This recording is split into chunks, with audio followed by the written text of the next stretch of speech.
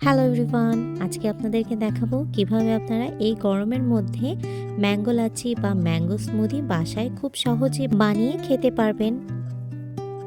এখন যেহেতু আমের সিজন, তাই সব সুপার শপেই কিন্তু আম পাওয়া যাচ্ছে। আর আমি এই আমগুলো নিয়েছি সি ফুড থেকে। সি ফুডের এই আমগুলো সবসময় অনেক বেশি মিষ্টি হয়, অনেক বেশি মজার হয়। তো আমি এখানে 5টা আম দিয়ে আজকে ম্যাঙ্গো স্মুদি বা ম্যাঙ্গো শেক বানিয়ে দেখাবো আপনাদেরকে। তো প্রথমে হচ্ছে আমি আমগুলোকে কেটে নিচ্ছি, খুব সুন্দর করে ছোট ছোট স্লাইস করে কেটে নিচ্ছি। ফার্স্ট একটা জিনিস খেয়াল রাখবেন, যখন আমটা কাটবেন তার মধ্যে দিয়ে একটু ছোট ছোট করে কয়েকটা আম ছড়িয়ে রাখবেন, সেটা দিয়ে আমরা লাস্টে দিয়ে ডেকোরেশন করব। এখন হচ্ছে আমি একটা ব্লেন্ডার নিয়ে নিচ্ছি, আর যেগুলো আম কেটে নিয়েছিলাম সেগুলো ব্লেন্ডারে দিয়ে দিচ্ছি। এরপর আমি এখানে সামান্য পরিমাণে চিনি অ্যাড করব। আপনারা চাইলে চিনি নাও অ্যাড করতে পারেন। আমি 1.5 চা চামচের মতো এখানে চিনি অ্যাড করেছি। তারপরে দিয়ে দিব আইস কিউব। আমি এখানে 6-7টার মতো আইস কিউব ব্যবহার করেছি, যাতে এটা হচ্ছে কি একদম ঠান্ডা ঠান্ডা স্মুদির মতো হয়। তাই এখানে আমি আইস কিউব ব্যবহার করেছি। আর আমি দিয়ে দিব 2 স্কুপের মতো এখানে ভ্যানিলা আইসক্রিম। আপনাদের বাসায় যদি ভ্যানিলা আইসক্রিম থাকে তাহলে আপনারা দিতে পারেন, না থাকলে নাও দিলে চলবে। আর তারপরে দিয়ে দিব 2 চা চামচের মতো মিল্ক পাউডার, আর দিয়ে দিব 1 কাপের মতো হচ্ছে গিয়ে পানি। তারপরে হচ্ছে সব কিছুকে একসাথে ব্লেন্ড করে নিব। আর এই ব্লেন্ডটা করতে হবে একটু সময় নিয়ে, যেহেতু আমি এখানে আইস কিউব দিয়েছিলাম।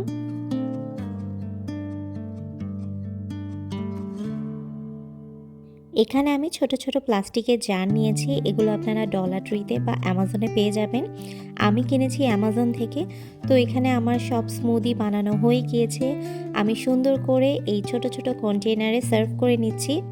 আমি যে সাইড করে ছোট ছোট আমগুলোকে রেখেছিলাম, এগুলি দিয়ে এখন লাস্টে ডেকোরেশন করব। এই ছোট ছোট আমগুলোকে আমি উপরে হচ্ছে গিয়ে দিয়ে দিচ্ছি দুইটা দুইটা করে সবগুলো জারের মধ্যে, যাতে দেখতে আরও বেশি অ্যাট্রাকটিভ হয়।